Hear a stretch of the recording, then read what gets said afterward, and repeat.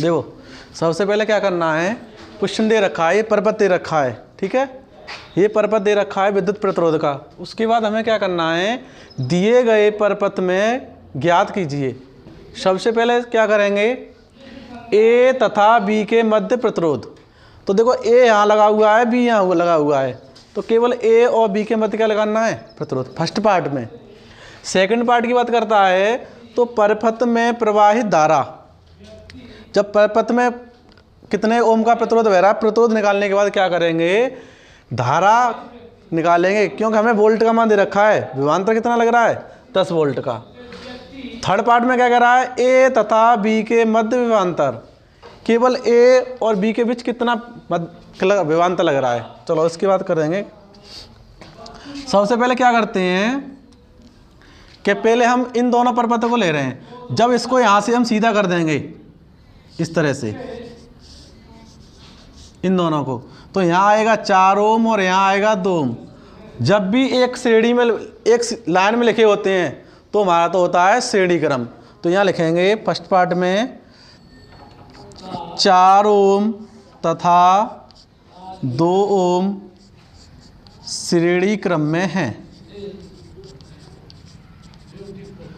सूत्र का लगा देंगे R1 बराबर, R1 बता दो इसको, 4 + 2, ये निकल के आ गया 6 ओम।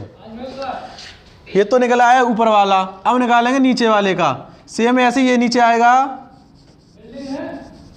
ये आएगा तुम्हारा 2 ओम और ये आएगा तुम्हारा 1 ओम। तो ये भी सेम वही कंडीशन बन रही है।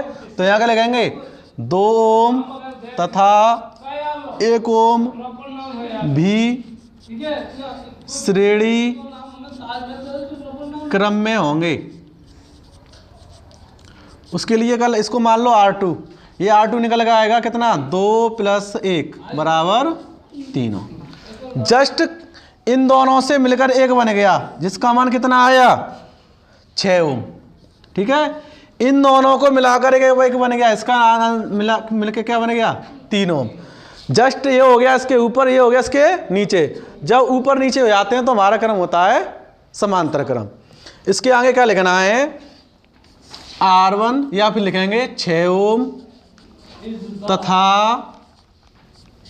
3 ओम समांतर क्रम में हैं। इसके लिए सूत्र लगा देंगे 1/R बराबर 1/R1 + 1/R2। R1 का मुझे मान पता पड़ गया 6 ओम में, R2 का मान मुझे पता पड़ गया 3 ओम में। लगा देंगे 1/6 + 1/3। भिन्न की तरह सॉल्व करना है। लासा हो गया दोनों का 6 और 3 का एलसीएम होता है कितना 6। 6 और 3 का लासा ले लेंगे 6। 6 का 6 में भाग देते हैं तो 1 बार जाएगा। 3 का 6 में भाग देंगे तो कितनी बार जाएगा 2 बार। ये आ गया 3/6, या काटा देंगे तो कितना आ गया 2। पलट देती हैं तो R बराबर आ गया 2। ये हमारा पहला निकल गया है ए तथा बी के मध्य प्रतिरोध। केवल ए और बी के प्रतिरोध पूछ रहा है, ए और बी के बीच, तो ए और बी के बीच लग रहा है केवल 2 ओम का प्रतिरोध। नेक्स्ट आगे चलेंगे, इसका सेकंड पार्ट पे आ जाएंगे। परपथ में प्रवाहित धारा, तो पहले परपथ में क्या निकालेंगे, पूरे में कितना प्रतिरोध लग रहा है। तो ये तो केवल इतने पूरे का निकल के आ गया कितना हमारा 2 ओम। कितना आ गया, जब परपथ को यहाँ से सीधा कर लिया जाएगा तो 3 ओम और 2 ओम दोनों कौन से क्रम में हो जाएंगे, श्रेणी क्रम में, ठीक है। 2 ओम तथा 3 ओम श्रेणी क्रम में हैं या होंगे। तो क्या करेंगे, R बराबर ये हो जाएगा 2 + 3, कितना आ गया।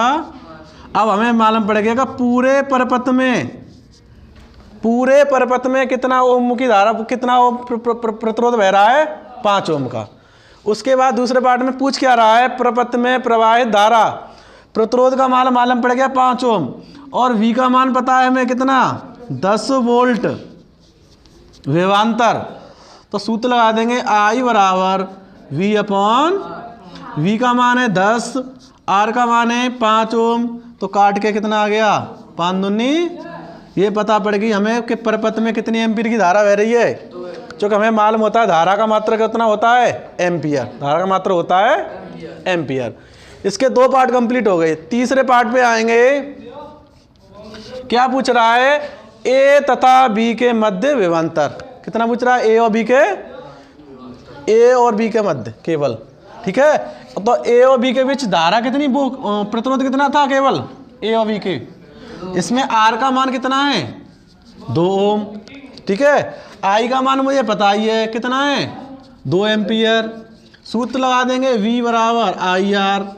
तो आई का मान 2, ये भी 2, कितने वोल्ट का होगा। तो हमें ये पता पड़ गया इसका थर्ड पार्ट में कि ए तथा बी के बीच कितना विभवांतर लग रहा है, 4 वोल्ट का। उसके बाद हम कौन सा आएंगे, चौथा। जब चौथे पार्ट में जाएंगे तो ये पूछ रहा है कि प्रतिरोध कितना लेना है, 3 ओम, ठीक है। विभवांतर निकालना है इसका। तो आई का मान हमें ऑलरेडी पता है कितना है, कितने एम्पीयर की धारा बह रही है, 2 एम्पीयर की। आर का मान कितना लेना है, 3 ओम।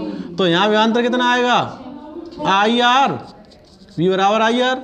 आई का मान 2, आर का मान 3। तो ये निकल के आ गया हमारा 6 वोल्ट।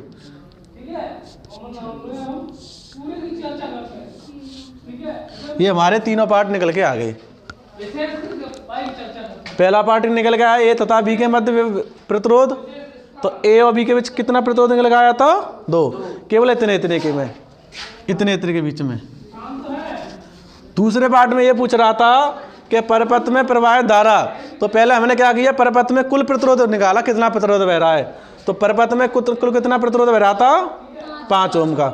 जब 5 ओम का प्रतिरोध बह रहा है, विभवांतर में बताइए कि बैटरी इसमें कितने वोल्ट की जुड़ी हुई है, 10 वोल्ट की बैटरी जुड़ी हुई है। तो सूत्र लगा दिया आई बराबर V अपॉन आर। तो 5 का 10 में डिवाइड कर दिया, कितना आ गया, 2 एम्पियर।